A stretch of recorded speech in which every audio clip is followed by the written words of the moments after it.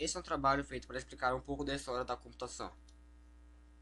Para entendermos o conceito de informática, é primeiro necessário saber de uma coisa: a informática está cada vez mais ligada com a matemática.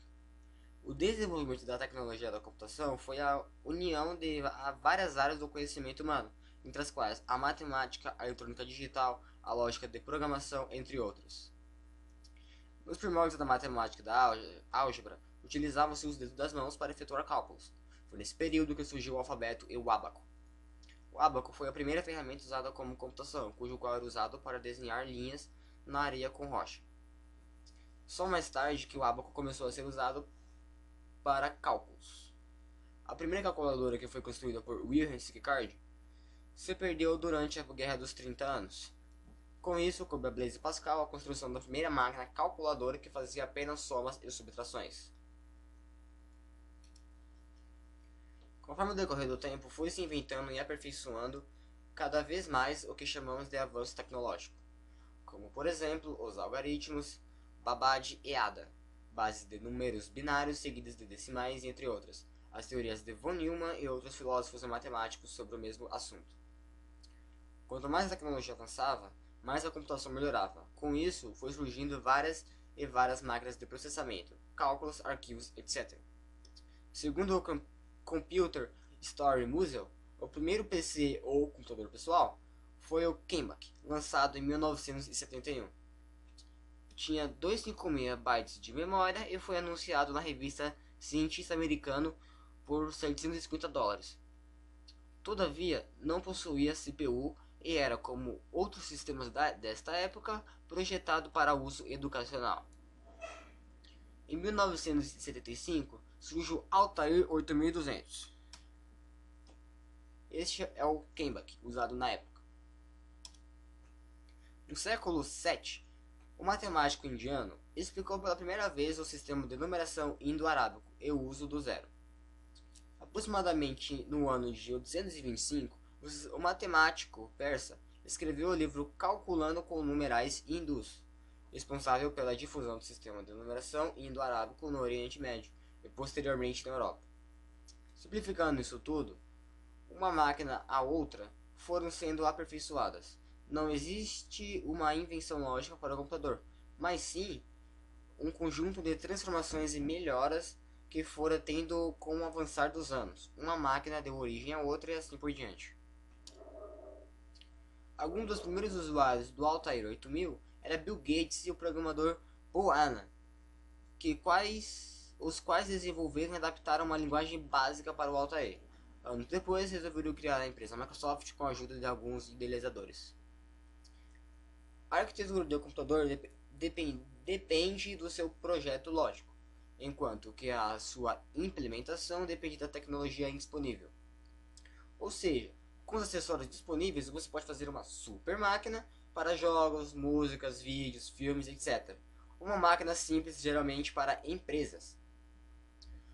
Hoje, a computação passa por uma revolução industrial, da qual a tecnologia super avançada, que qualquer um pode ter em um PC, já é feita a mesma coisa em celulares, alguns pequenos, outros um pouco maiores.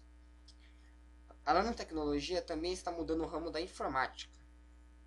Como eu já falei, em celulares ou dispositivos minúsculos que podem ter as mesmas funções que um computador.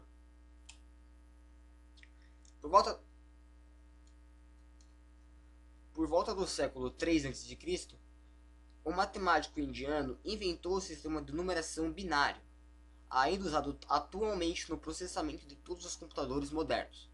O sistema estabelece que sequências específicas de zeros podem representar qualquer número, letra ou imagem. Em 1703, Leibniz desenvolveu a lógica em um sentido formal e matemático, utilizando o sistema binário. Em seu sistema, zeros também representam conceitos como verdadeiro e falso, ligado e desligado, válido e inválido. As máquinas do início do século XIX utilizavam base decimal 0 a 9, mas foram encontradas dificuldades em implementar um dígito decimal em componentes eletrônicos, pois qualquer variação provocada por um ruído causaria erros de cálculo consideráveis. O matemático inglês George Boole publicou em 1854 os princípios da lógica booleana, onde as variáveis assumem apenas valores 0 e 1, verdadeiro e falso, que passou a ser utilizado a partir do início do século XX. A origem da ideia de programar uma máquina vem da necessidade de que as máquinas de tecer produzissem padrões de cores diferentes. Assim, no século XVIII, foi criada uma forma de representar os padrões de cartões de papel perfurado, que eram tratados manualmente. Em 1801, Joseph Marie inventava um tir mecânico com uma leitoria automática de cartões. A ideia de Joseph Marie atravessou o Canal da Mancha, onde inspirou Charles Babbage, um professor matemático, a desenvolver a máquina de tecer números, uma máquina de calcular onde a forma de calcular pudesse ser controlada por cartões. O matemático húngaro John von Neumann formalizou o projeto lógico de um computador.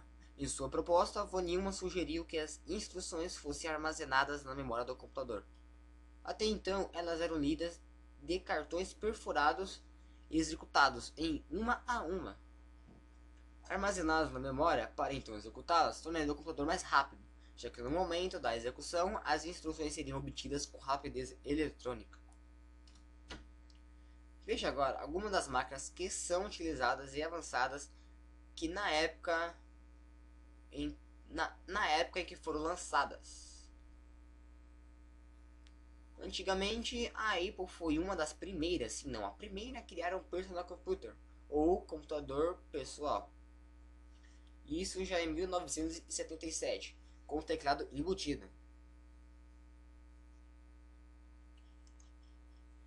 Em 1980, a IBM estava convencionada de que precisava entrar no mercado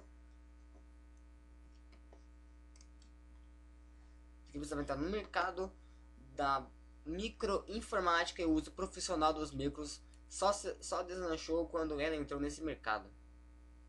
A empresa dominava e domina até hoje o mercado de computadores de grande porte. Em 1984, a aposta da Apple para se manter no topo do mercado era o Macintosh. Sua interface gráfica deixava o IBM décadas atrás. Assim era o mercado antigamente, quando eram separados.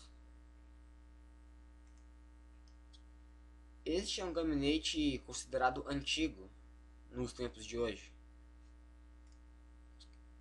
Hoje em dia, por enquanto, estes são exemplos de teclados. Esse de cima é um modelo G15, considerado um dos melhores teclados para jogos online e jogos embutidos em computadores.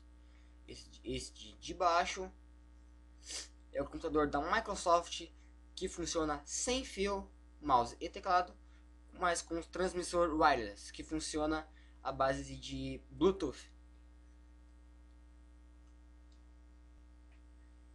E assim são os gabinetes de hoje em dia.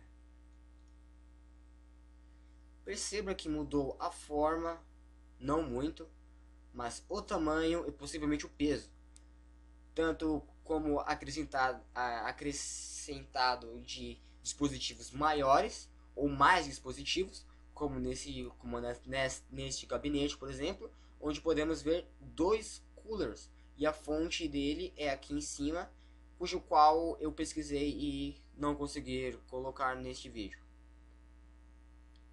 Alguns lunáticos, entre aspas, gostam de exibir o seu trabalho na tecnologia de hoje.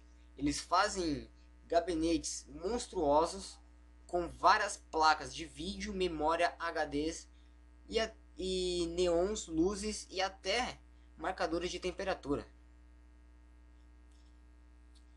Este é um vídeo feito em função de trabalho para a aula de informática com o professor Edgar Herculano da escola curso SEAP Pedreira. Este trabalho foi feito pelos alunos Bruno Farias, Cauê Santana, Florestan Souza e José Vinícius. Trabalho apresentado por Florestan Souza.